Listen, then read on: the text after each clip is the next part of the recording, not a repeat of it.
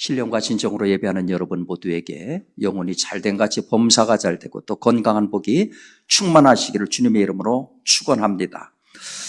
여러분, 우리 하나님의 말씀을 나누기 전에 한번 옆에 있는 분들하고 이렇게 오늘은 인사해 보십시다. 반갑습니다. 행복하세요. 이렇게 한번 인사해 보겠습니다. 반갑습니다. 행복하세요. 안 해본 인사라 어색하지요? 예. 행복은 참 좋은 건데 막상 행복하세요 이런 표현들을 우리가 잘 하지 않습니다. 하버드 대학의 탈 벤 샤하르 교수라고 하는 분이 행복이란 무엇인가라고 하는 책을 썼습니다. 저분이 심리학 교수인데 하버드의 4대 명강의 가운데 하나입니다. 저 강의록을 책으로 낸 것이 행복이란 무엇인가. 그래서 행복을 참 잘 정의했겠구나 해서 책을 읽어봤는데 놀랍게도 행복에 대한 정의는 나오지 않습니다. 그죠? 대략 사람들이 행복하다고 느끼는 감정 이 정도로 얘기를 하고 있어요. 그걸 봤을 적에 전문가가 볼 적에도 행복 자체를 정의하는 거가 쉬운 거가 아니구나. 초등학교 아이들한테 너희들은 행복이 뭐라고 생각하니? 하고 설문조사를 했습니다. 그랬더니 대답들이 어떤 대답이 나왔냐면은 하고 싶은 것을 하는 거, 좋아하는 것을 하는 거, 내가 만족해 하는 거, 이게 행복이에요 하고 대답을 했습니다. 중고등학교 학생들한테 너희들은 행복을 뭐라고 생각하니? 하고 질문을 했는데 놀라운 대답이 나왔습니다. 그게 뭐냐 하면은 의미와 즐거움이 조화된 것이 행복입니다. 굉장히 철학적인 대답이 나왔어요. 의미와 즐거움이 조화된 것이 행복입니다. 근데 가만히 생각하니까 이 아이들이 좀 철이 들었구나 하는 생각이 들어요. 의미라고 하는 것은 철을 들기 시작했다는 얘기죠. 우리가 중고등학교 아이들, 초등학교 아이들하고 달리 이제는 어른 못지않게 생각하는 아이들이 됐다는 거죠. 그러면서도 인생에서 가장 발랄하고 가장 명랑한 시기, 즐거움을 추구하는 그와 같은 시기입니다. 참 대답을 잘했구나. 의미와 즐거움이 조화된 거. 대답은 그렇게 했는데 우리 청소년들은 스스로를 행복하다고 생각하지 않습니다. 실제로 국제기구에서 이 청소년들의 삶의 질을 조사했는데 우리 대한민국이 세계에서 꼴찌가 됐어요. 행복하지 않다라고 느끼는 아이들의 이유는 여러 가지겠죠. 개인적인 성향도 있을 거예요. 개인들마다 요새 이제 혼자 키우다 보니까 아이들 가운데 이 분노장애가 조절이 안 되는 경우가 굉장히 많아요. 공격적인 충동을 가진 아이들도 많고 자기만 생각하는 이기적인 것들, 이런 것들이 주의하고 충동을 일으킬 수 있겠죠. 또 가정의 문제도 있을 수 있어요. 요새 결손 가정이 참 많습니다. 그러다 보니까 행복하지 않다. 부모가 강압적인 어떠한 교육을 가지고 대하기 때문에 그것 역시도 행복하지 않다라고 느낄 수가 있어요. 또 학교 환경적인 요인도 있어요. 그냥 전부가 다 대한민국은 중고등학교 가면 완전히 목표가 입시거든요. 좋은 대학 가는 거. 그가 가진 장점이나 이런 거는 다 무시하고 오로지 학점에 의해서 인생이 결정되니까 엄청난 스트레스를 받지 않습니까? 거기다가 사회적인 환경도 있죠. 각박한 사회 현실, 폭력적인 문화, 거기다가 빈곤의 문제, 이런 여러 가지가 합해져서 청소년들이 느끼기에 우리는 행복하지 않습니다. 그런데 그 아이들이 공통적으로 우리는 불행합니다 하고 내세우는 이유가 뭐냐 하면은 우리는 생기부 인생입니다. 그런 얘기를 해요. 여러분, 생기부가 뭔지 아세요? 생활기록부입니다. 중학교 아이들부터 담임선생님이 관찰해서 생활기록부를 작성을 합니다. 인생이 점수화되는 거예요. 그런데 그렇게 점수화되는 거는 사실은 진짜 아이들이 하고 싶은 거하고는 상관없는 것들입니다. 그러니까 행복하다고 하는 거하고 점수화되는 것 사이에 엄청난 괴리가 있어요. 그러니까 우리 인생은 중학교 들어가면서부터 생기부 인생이다. 점수화되는 인생이다.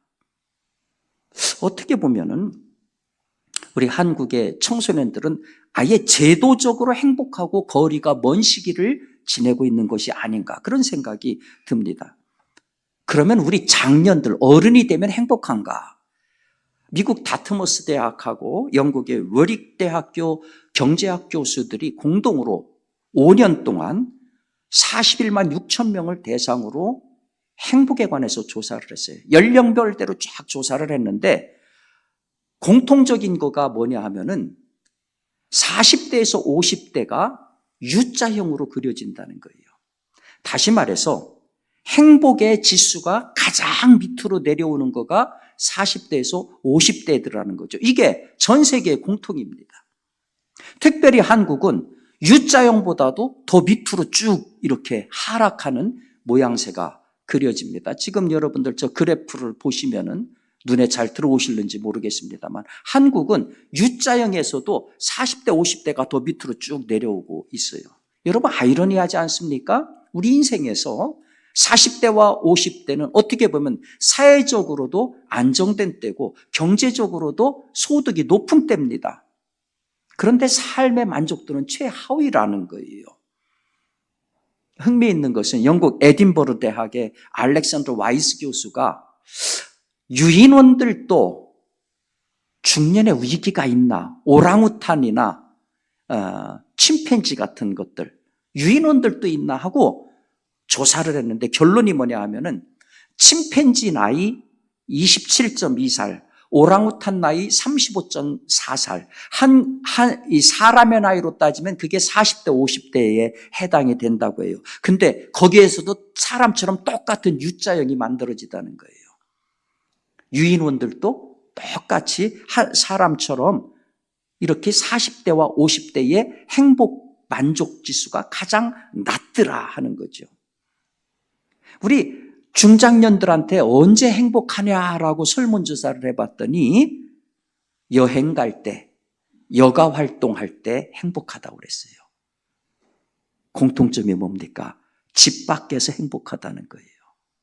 그런데 여행을 가고 여가 활동하는 것은 100으로 놓고 보면은 5%밖에 안 됩니다. 그러니까 만족 지수가 낮을 수밖에 없어요.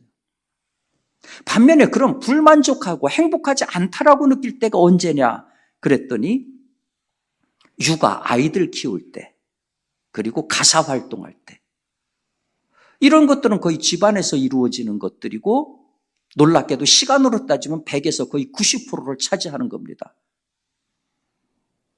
놀라운 것은 50대부터 배우자하고의 만족도가, 배우자하고 있을 때 행복도가 가장 낮은 걸로 나왔어요. 평생 사랑해서 만나서 살았는데 50대에 가서 배우자하고 함께 있는 것이 가장 만족도가 낮았고, 그러면 가장 만족도가 높은 거는 누구하고 있는 거냐? 친구나 지인하고 있을 때.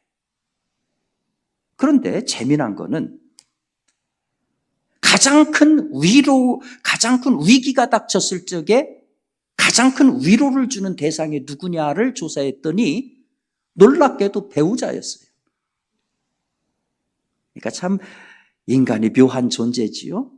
놀 때는 다른 사람하고 즐겁고 어려울 때는 자기 배우자가 가장 큰 도움을 주고 말이죠. 우리 나이 드신 어르신들은 행복하기 위해서 뭐가 필요할까요? 전통적으로 건강해야 돼. 돈도 좀 있어야 돼. 전통적으로 어르신들이 생각하는 행복의 필수 요건은 돈과 건강입니다. 근데 이것만 갖고는 안 돼요. 여러분 노벨 문학상을 받은 해밍웨이를 아시죠? 이 사람은 늙는 거를 그렇게 싫어했다고 그래요. 그걸 그렇게 혐오했다고 그래서 자기가 그냥 아프리카 가지고 사냥도 하고 바다에 가가지고 바다 낚시도 하고 그러면서 거기서 나온 거가 노인과 바다라는 작품도 나오잖아요. 그런데 이분이 62세에 비행기 사고가 나가지고 꼼짝 못하고 자리에 눕게 됐어요. 글도 쓰기 어려웠죠. 계속 누워만 있죠. 권총으로 자살을 했습니다. 근데 전문가들은 어네스트 헤밍웨이가 자살한 이유가 우울증이다. 그분이 62세의 비행기 사고로 자리 보존하면서 주변에 친한 친구들이 막 죽어나갔어요. 하던 일을 못하죠. 누구 이야기할 사람도 없죠. 외로움에서 자살을 했다. 그래서 괴테가 그런 얘기를 했잖아요. 자신의 어려움에 뜨거운 눈물 한 방울 흘려줄 수 있는 참다운 친구가 한 명이라도 곁에 있다면 당신의 노년 인생은 성공한 셈이다. 성공한 셈이다. 여러분, 영어로 행복을 해피니스라고 합니다. 해피니스. 이 해피니스라고 하는 것은 happen이라고 하는 동사에서 파생이 된 겁니다. 여러분, happen이 무슨 뜻입니까? 우연히 발생하다, 그런 뜻이에요. 우연히 발생하다. 그러니까 세상에서 말하는 행복이라고 하는 것은요, 인생 살다가 우연히 만족감을 느끼는 거예요.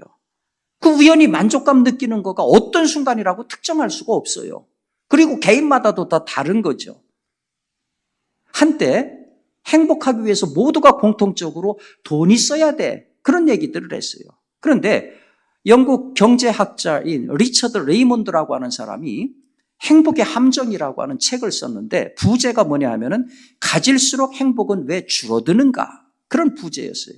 이 사람이 평생 행복을 연구한 사람인데 이 책을 쓰면서 소위 레이어드 가설이라고 하는 것이 학계에 퍼져나갔습니다. 그게 무슨 얘기냐 하면은 국가별로 행복 지수가 정체되는 지점이 있더라. 그 정체되는 지점이 어디냐 했더니 보통 1인당 국민소득 2만 달러가 되면은 그 이상은 더 벌어도 행복하고 별로 무관하더라. 그러니까 어느 수준 이상만 되면은 돈을 더 벌어도 행복이 그만큼 비례적으로 증가하지 않는다는 거예요. 그럼에도 불구하고 여전히 우리들이 행복의 조건을 따질 적에 돈이 있어야 되고 권력이 있어야 되고 명예가 있어야 되고, 이런 거는 우리 조상들도 그랬고 우리들도 그랬고 우리 자녀들도 그럴 거예요. 항구적인 요소들 가운데 하나입니다. 근데 여러분, 이런 그 행복의 특징이 있어요. 뭐냐 하면은 이건 종교 안 가져도 얼마든지 가능해요. 종교 안 가진 사람들 가운데 부자 많아요. 고관 대작들 가운데 종교 안 가진 사람들 많아요. 이 행복의 두 번째 특징은 뭐냐면 오래가지 않는다는 거예요. 오래가지 않는다는 거예요. 그리고 이 행복의 세 번째 특징은 뭐냐 하면은 이게 인간들에 의해서 만들어진 행복이라는 거예요.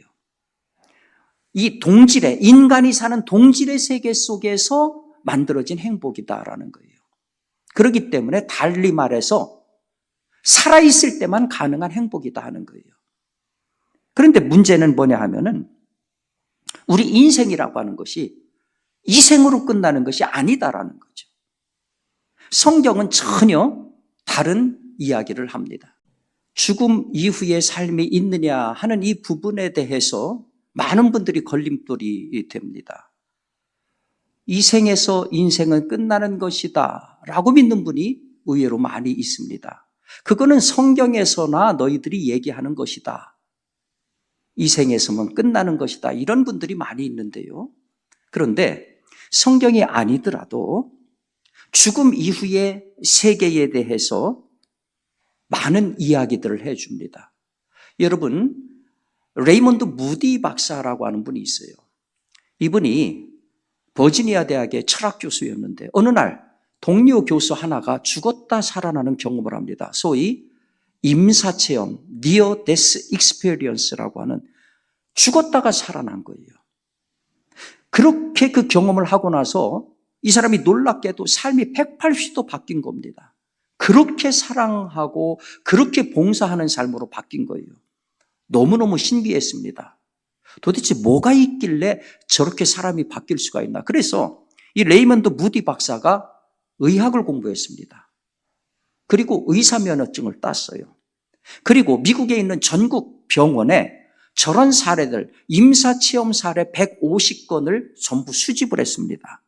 그래서 그것을 책으로 만든 것이 삶 이후의 삶, Life After Life라고 하는 책입니다. 수천만 권 팔린 베스트셀러가 됐습니다.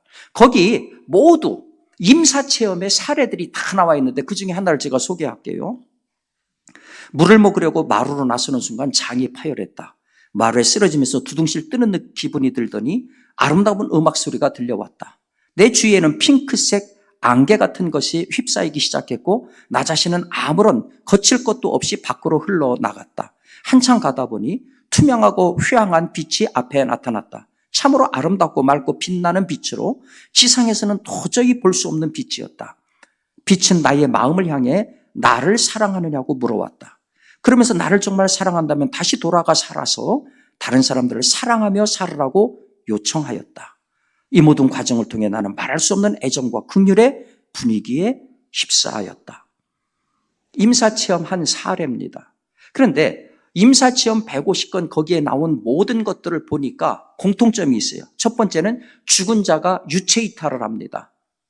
그래서 자기가 자기를 이렇게 내려다보는 거예요. 교통사고로 죽은 사람이 응급실에서 막 환자, 의사들이 그렇게 달라붙어가지고 심장박동기 가지고 하는 모습을 자기가 내려다보는 거예요. 그런 다음에 긴 터널을 갑니다.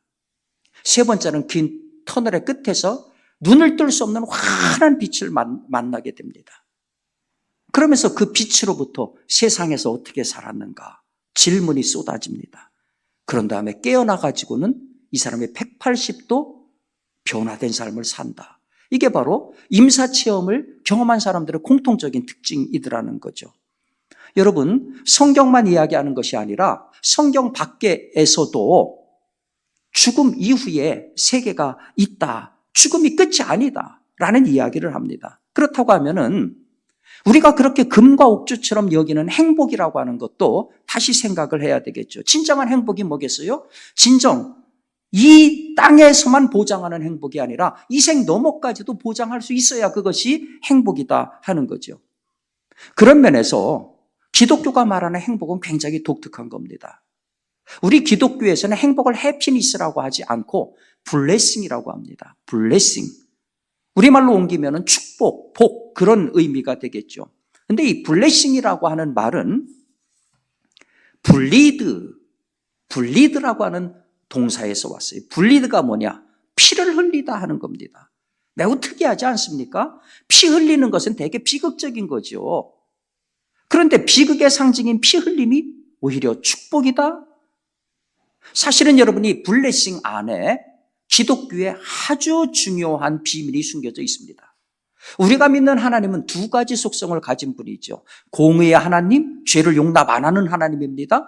사랑의 하나님, 모든 죄를 용서하시는 하나님입니다. 우리가 아는 것처럼 하나님께서 인간을 창조하시고 에덴 동산에서 선악과를 따먹지 말라고 했는데 따먹으면 죽는다고 그랬는데 그 명령을 어겼습니다. 죄를 지었습니다.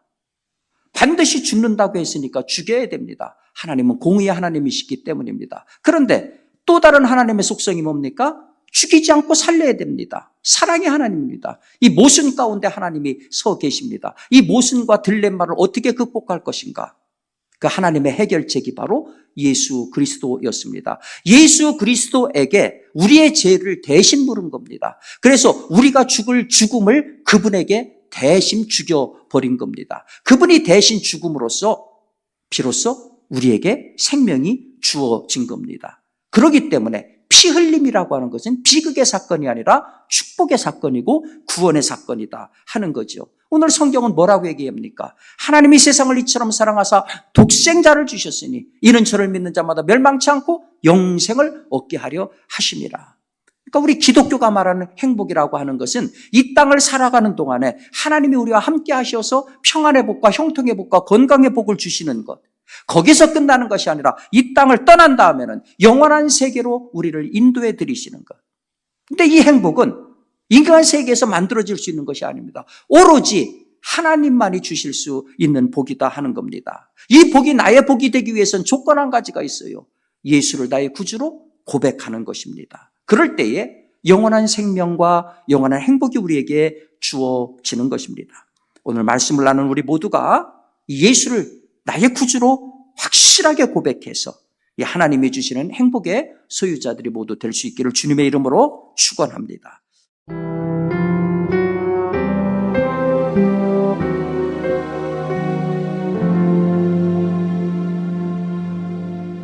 주 날개 밑 내가 편안히 쉬네. 밤 깊고 비바람 불어져도 아버지께서 날 지키시리니 거기서 편안히 쉬리로다.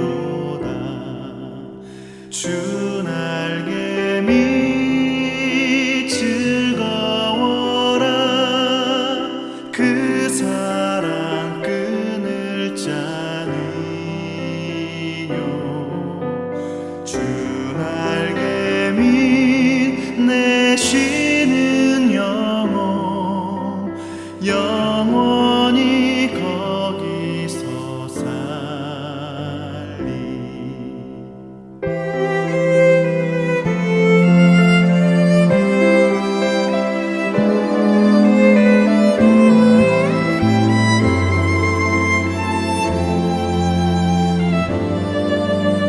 주 날개 밑 나의 피난처 되니 거기서 쉬